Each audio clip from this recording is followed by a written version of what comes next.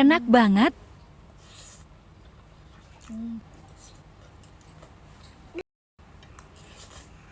Bumbu rempahnya berasa banget. Porsinya juga banyak. Recommended, kalian harus cobain.